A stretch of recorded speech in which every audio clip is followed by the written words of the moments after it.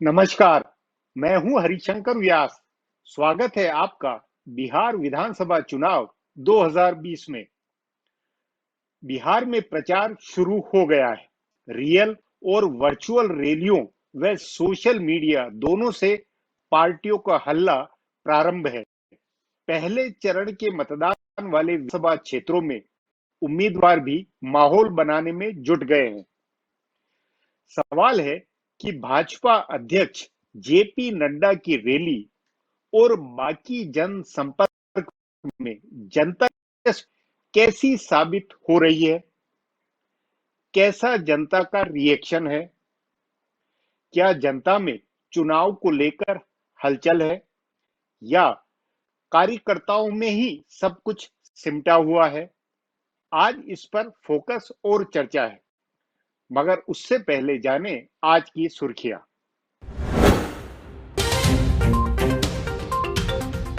बिहार विधानसभा चुनाव में आज से तीसरे चरण के लिए नामांकन प्रक्रिया शुरू। तमाम नेताओं ने किया नामांकन। लालू प्रसाद के बड़े बेटे तेज प्रताप ने भी हसनपुर सीट से किया नामांकन। उनके साथ उनके छोटे भाई और नेता प्रतिपक्ष तेजस्वी यादव रहे मौजूद।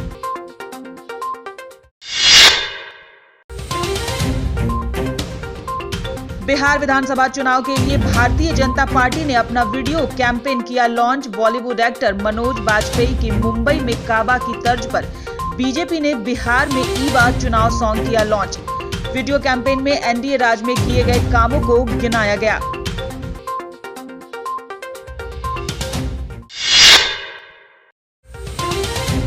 बिहार में चुनाव प्रचार धीरे धीरे जोर पकड़ रहा है। जनता दल यूनाइटेड के राष्ट्रीय अध्यक्ष और मुख्यमंत्री नीतीश कुमार ने सोमवार को अपने प्रचार का किया आगाज, जिसके बाद आज उन्होंने एक बार फिर निश्चय संवाद के जरिए वर्चुअल रैली की।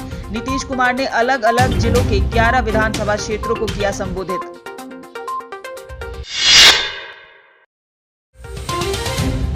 बिहार विधानसभा चुनाव में कांग्रेस के सामने अपनी साख को बचाए रखने की चुनौती, जिसे लेकर पार्टी में माथापच्ची। तेजस्वी यादव की अगुवाई वाले महागठबंधन में जूनियर पार्टनर के तौर पर शामिल कांग्रेस के कोटे में 70 सीटें आई। हालांकि कांग्रेस को बिहार में कौन सी 70 सीटें मिली हैं, ऐसे में पार्टी अपने स्टार प्रचारकों को उतारने का बना चुकी है मन। राहुल गांधी और कांग्रेस महासचिव प्रियंका गांधी भी बिहार की सियासी रणभूमि में उतरकर पार्टी के लिए माहौल बनाने का करेंगे काम।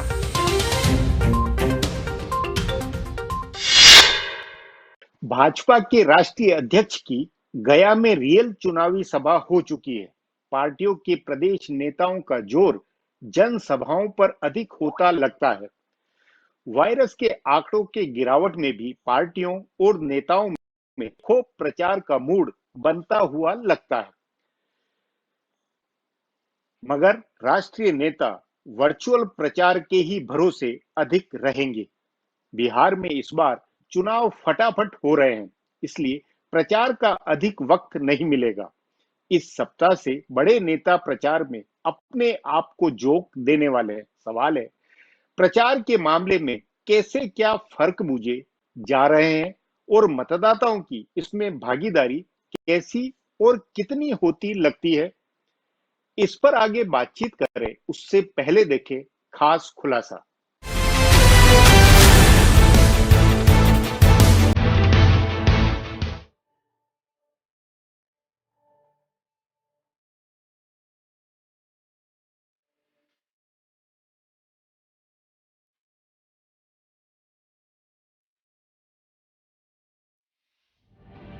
बिहार विधानसभा में मुख्य विपक्षी पार्टी राष्ट्रीय जनता दल ने चुनाव आयोग से 2 टूक अंदाज में कहा था कि अगर वास्तविक रैलियां और रोड शो की इजाजत नहीं मिलेगी तो उनकी पार्टी चुनाव नहीं लड़ेगी। उनका यह 2 टूक स्टैंड उनकी पार्टी के आधार समर्थकों की आर्थिक सामाजिक हैसियत को ध्यान में रखते हुए था। उनको पता था कि बिहार के ज्यादातर लोग वर्चुअल रैलियों के साथ नहीं जुड़ पाएंगे और राजद के पास भाजपा की तरह इतने संसाधन नहीं है कि वह प्रदेश के 72,000 मतदान केंद्रों पर एलईडी स्क्रीन लगा दे और अपने समर्थकों को भाषण सुना दे। भाजपा को आगे की रैलियों में इससे ज्यादा स्पष्ट तरीके से सिग्नल देना होगा कि उसका लोजपा से कोई लेना देना नहीं है। अगर भाजपा ने ऐसा नहीं किया तो लोजपा की वजह से जदयू को बहुत नुकसान होगा।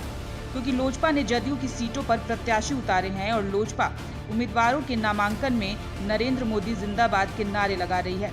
यह नारा जदयू प्रत्याशी पर भारी पड़ सकता है। भाजपा ने लोजपा में चले गए 9 नेताओं को पार्टी से निकाला है, पर इसका भी कोई मतलब नहीं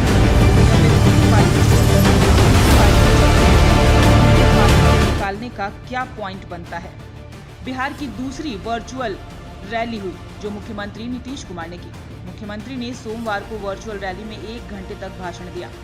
वे अपनी सरकार के कामकाज के बारे में बताते रहे। उन्होंने चुनाव का पुराना एजेंडा निकाला और लालू राबड़ी के 15 साल के राज की खामियां बताते रहे। नीतीश ने अपने 15 साल की उपलब्धियां बताई, पर कहीं न कहीं उनको लग रहा है कि वे राज्य का औद्योगिक विकास नहीं कर पाए हैं। जदयू ने अपने हिस्से की सभी 115 सीटों के लिए उम्मीदवारों की घोषणा कर दी और उसकी सहयोगी भाजपा के पास उम्मीदवारों पर विचार करने का अपना सिस्टम है, जिससे उनके प्रचार पर कोई असर नहीं होता। इसलिए दोनों पार्टियों ने प्रचार प्रसार शुरू कर दिया है। दोनों ने अभी तक अपने सारे उम्मीदवारों की घोषणा नहीं की है, जबकि तीसरे और आखिरी चरण का नामांकन भी शुरू हो गया है। बिहार की जनता भी इस फर्क को समझ रही है। एक तरफ पूरी तरह से साधन संपन्न भाजपा और जदयू है, तो दूसरी ओर बिना किसी खास साधन और नेतृत्व के राजद कांग्रेस है। लालू प्रसाद भी जेल में हैं और राबड़ी देवी बहुत कम सभाएं कर पाए हैं। राजद कांग्रेस की सभाएं शुरू होंगी, चूंकि अभी नामांकन चल रहे हैं और मुख्य विपक्षी पार्टी का प्रचार अभियान नहीं शुरू हुआ, इसलिए आम लोगों में भी अभी खास हलचल नहीं है।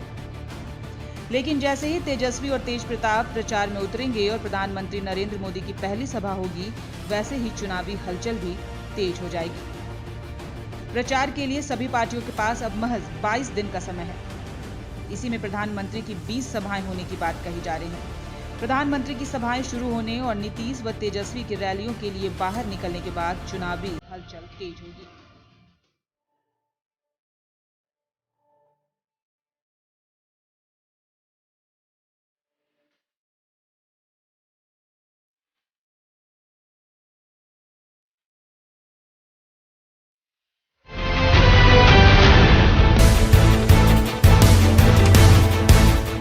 अब एक ब्रेक है। ब्रेक के बाद इस मसले पर जानकार से बातचीत करेंगे।